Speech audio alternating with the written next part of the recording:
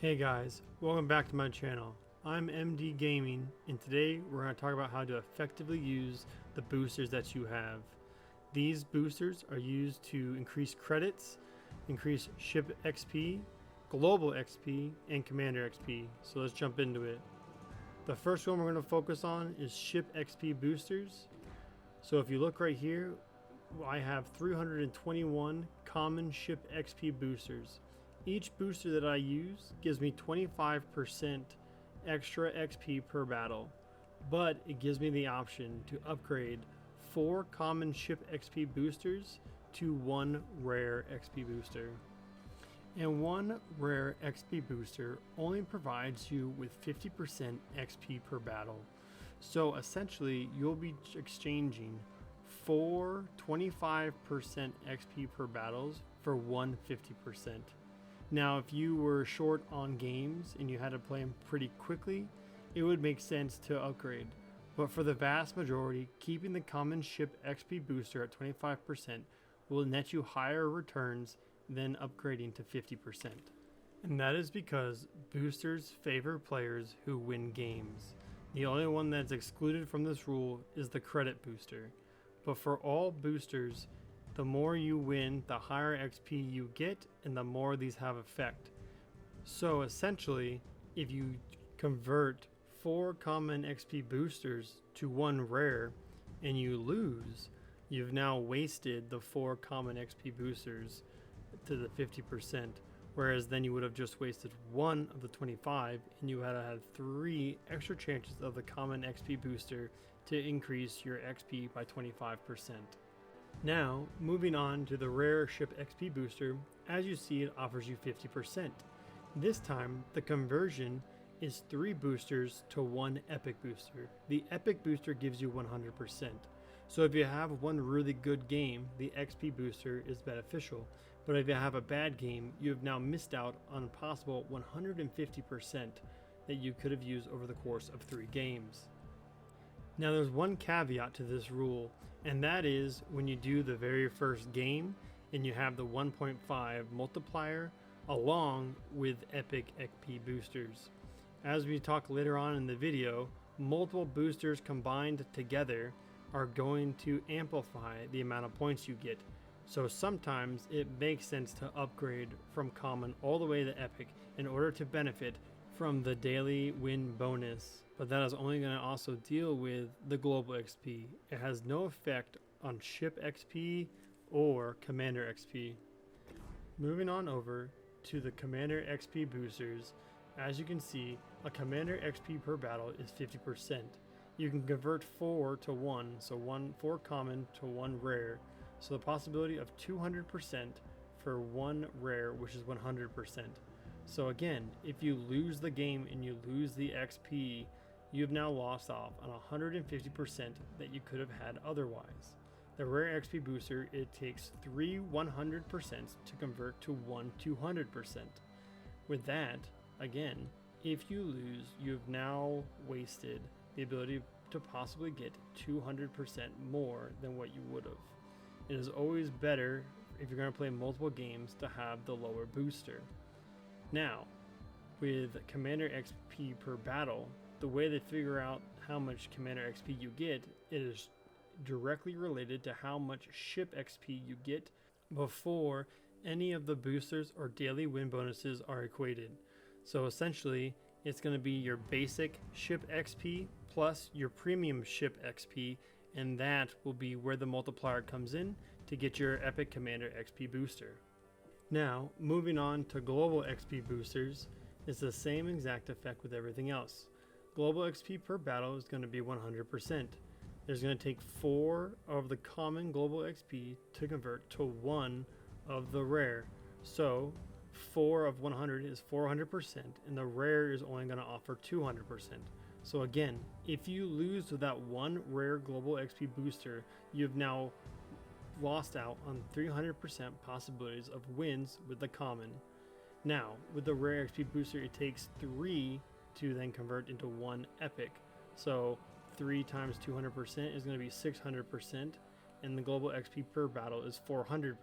So again, if you lose on the global XP per battle, you will then now have to be out 400% of potential wins on the common XP booster or rare XP booster. It just goes to show that if you keep upgrading, you run the risk of losing out on more XP if you play more games consistently, win or lose. And global XP boosters take total ship XP into account to figure out their numbers. So essentially, every booster, premium and basic, is put in, and that goes to get your global XP. Common credit boosters are the oddballs of the boosters. They are based on performance, not based on win or loss multipliers. So you can do really well or do very bad, and you can still get the same amount of credits as you would before. These ones you can convert or you don't have to convert. It all matters of how many games you play. As you can see, I keep them all as common because that makes it easier for me to earn money consistently. Now, moving over to the other oddball, which is battle boosters. Battle boosters have incentives to convert because as you convert your battle boosters, you get more perks while playing the game. So a common battle booster gives you maximum movement speed. But if I switch 4 to 1 on this, I then get the ability of cooldown times on my consumables to increase that by 5%. This is going to allow me to be more effective in the game, and then if I convert those 3 to 1, I now get the extra adage of main battery range plus 3%. So as you can see, if I continually increase my battle boosters here and convert, it actually gives me better perks. So it makes sense to make these changes. I'm going to play one game in the Riga with max all boosters to kind of go and show you guys exactly what does it look like at the end game result. So let's just finish up and just go to the end of the game and I'll show you.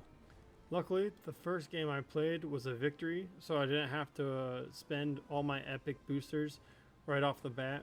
But my Riga skills are pretty low, so I'm going to work on that for sure. But I think this paints a good picture. As you can see, my credits were 169,000. My total XP was 4,783. Global XP 1,248, and Commander XP 8,708. I finished up with 1,009 win XP, which is okay. And then here we go. Here's the big money. Here's what we need to focus on. So we're going to just talk about from left to right. So if you looked at the credit boosters, earned in battle, I earned 120,000 credits. With that epic credit booster, it gave me 40%, so it gave me an extra 48,000 credits. With the ship service cost of 129,000 and then my fleet bonus, I only netted 5,700 credits. Now, if I didn't use my epic booster, I would have only earned 3,000 credits. So right then and there, you can see that credit boosters help put you over the edge of sometimes becoming negative if you're a new player trying to figure out a ship. Now, here are the big ones that we need to focus on. So the next one over is your ship XP. So in earned in battle, I earned 1,905 ship XP. With the epic ship booster, it gave me an extra 100%, which is 1,905 again. The daily win bonus was 50% of that, so it gave me 953, and the fleet bonus was just 20 commander XP. Now, if you do all the math right then and there, you can see that with my earned in battle and the ship XP plus everything is total ship XP 4,783. This means that my epic ship booster only took into account the earned in battle XP, not my daily win bonus of 953 plus and not my fleet bonus. The epic ship booster only counts for as much you've earned in battle, and if I lose in battle, it's going to be less than that, right? Then moving over to global XP, it is going to be the 5% of total ship XP. So if you do the math, 240 XP is 5% of 4,783. The global XP actually took into account the epic ship booster, the daily win bonus, and the fleet bonus for the total ship XP. This means that global XP actually benefits from 2 boosters if you use them both. It uses the epic ship booster in the ship booster column, and then it also multiplies it in the Epic Global XP booster of plus 400%, and the fleet bonus.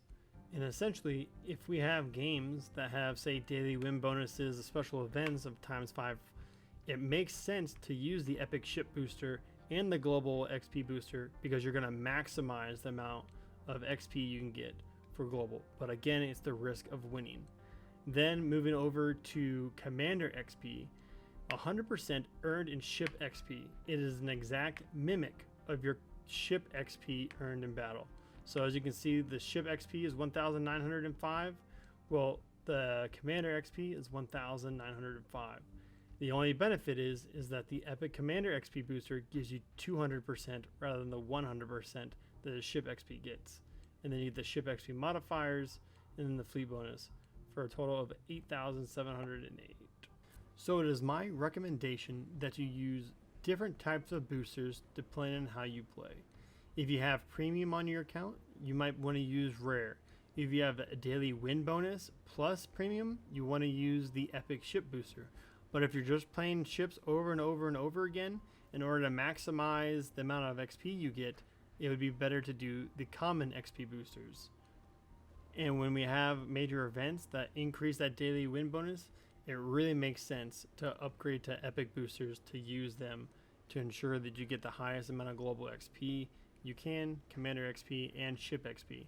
Just know, if you're doing global XP, makes the most sense to use an Epic Ship booster and a global XP booster in order to maximize the amount. Now we're going to talk about how to get each different type of booster, and there's a little diagram that helps to explain this. Now, looking at this diagram, you can see that Kraken Unleashed gives you 10 ship XP boosters. That just goes to show you that the ship XP booster has a lot of weight when it comes to actually using it, because it not only affects the ship XP, but it also affects the global XP. Confederate is next on the line with 10 Commander XP, and then Solo Warrior is next with 10 global XP. And rounding us off is Just a Flesh Wound, giving you 10 credit boosters for when you receive that one. Every other medal you earn will just net you 10 battle boosters. So essentially, if you want the good boosters, you're going to have to get Kraken Unleashed, Confederate, Solo Warrior, or it's Just a Flesh Wound. Thanks guys so much for watching. If you like this content, please like and subscribe. But more importantly, I care about your comments of how to make better content. Again, I want to help the community out by building the community's knowledge. Thank you guys so much. With that, MD Gaming out.